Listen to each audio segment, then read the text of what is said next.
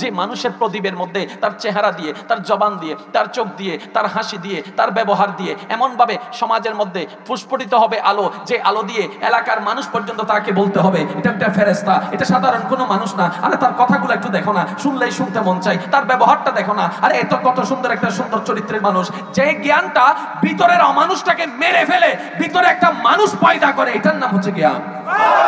জীবনে একটা mind setup বসে আছে, সফলতা করতে গেলে আমাদেরকে পড়ালেখা করতে হবে, আর পড়ালেখার মধ্যে আমাদেরকে গোল্ডেন এ প্লাস আনতেই হবে।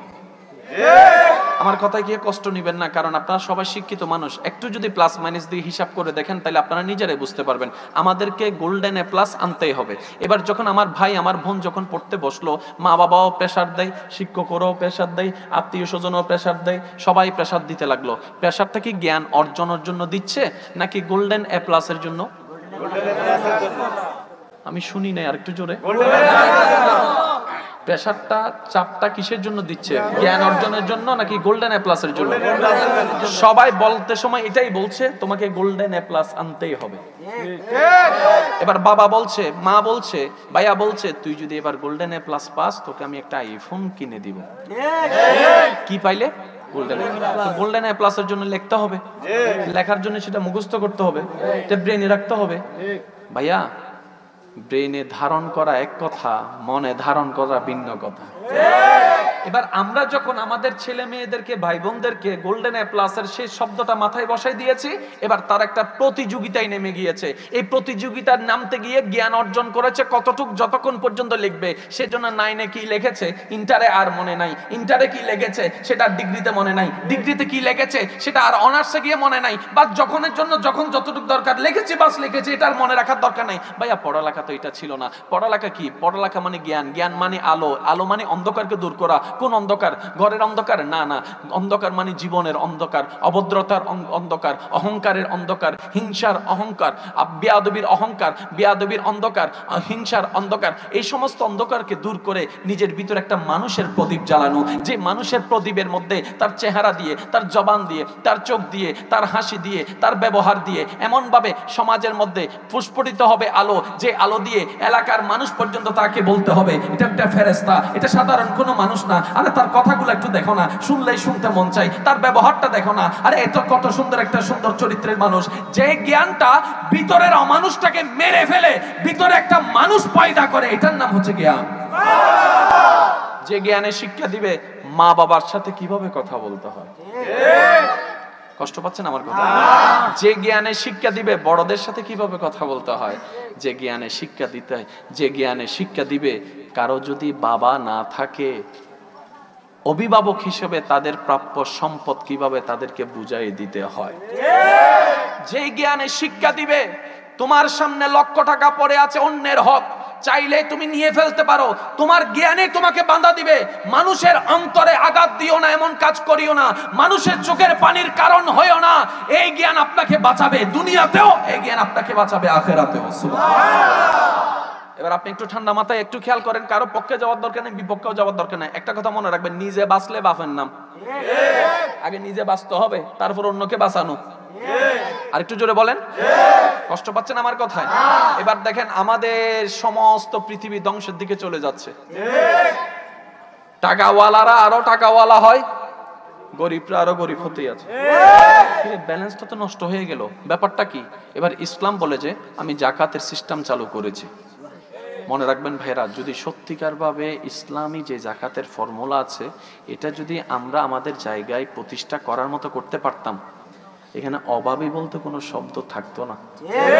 এবার আমার ভাইয়ের, আমার বোনের আমাকে প্রশ্ন করবেন, ভাইয়া আপনি বলছেন কথাটা মেনে নিলাম সাময়িক সময়ের জন্য, কিন্তু আমার পক্ষে কি সম্ভব সারা বিশ্ব পাল্টানো? আমার পক্ষে কি সম্ভব সারা বাংলাদেশ কভার দেওয়া? আমার পক্ষে কি সম্ভব সারা চট্টগ্রামকে কভারেজে আনা?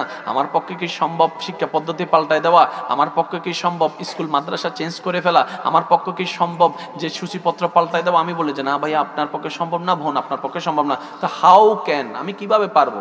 আমি বললাম ছোট্ট একটা কথা বলি, ওই শিক্ষাটা ঘরে নিয়ে আসেন। সুবহানাল্লাহ। ওই শিক্ষাটা ঘরে নিয়ে আসেন। সুবহানাল্লাহ। 100টা ফ্যামিলি যদি 100 জন অভিভাবক 100 জন দায়িত্ব নিয়ে যদি শিক্ষাটা ঘরে নিয়ে আসে, অন্তত অন্তত 100টা ফ্যামিলির ভিতরে তো আলোটা জ্বলবে। শুরু যে কোনো জিনিস একজনকে দিয়ে করতে হয়, কথা বলেন না? আমাদের বাংলাদেশে যুদ্ধ হয়েছে, যে যুদ্ধগুলো সবগুলো একসাথে নামে নাই। প্রথমে একজন নামছে, প্রথমে দুইজন নামছে, তারপরে এইতে নামবি দেন আর কেন ভাইতাম চলছো না। দেখবেন অঘটন ঘটলে কেউ প্রতিবাদ করে না, একজন যখন করা শুরু করবে এ দর দর দর, শুরু সব সময়, জোরে বলেন শুরু সব সময়। এই জায়গায় আমরা একটু ফেল মেরে যাই, সেটা হচ্ছে যে আমি একা কি করব, এটাই ভুল কথা।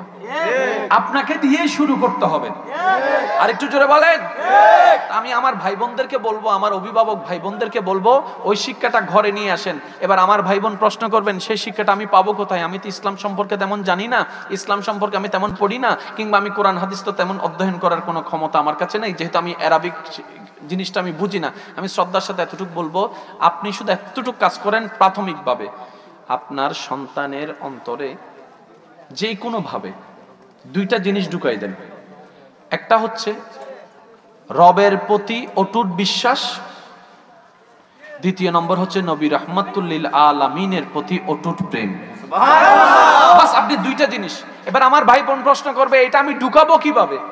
আমি শুধু এতটুকু বলবো, যে কোনো কাজের মধ্যে সন্তান যখন কোন একটা সিচুয়েশনে, শুধু আপনি এতটুকু বলবেন, গুনার কথা বলবেন না, আব্বু এটা করিও না, আল্লাহ নারাজ হবে।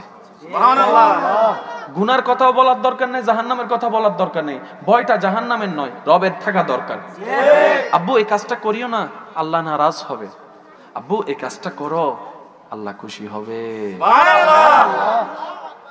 আম্মু আম্মু এইভাবে চলিও না, আল্লাহ এবং নবী নারাজ হবে, যে এভাবে চলিও না। মা এভাবে চলো, এভাবে বলো, এভাবে করো, তোমার আল্লাহ তোমার নবী বড্ড খুশি হবে।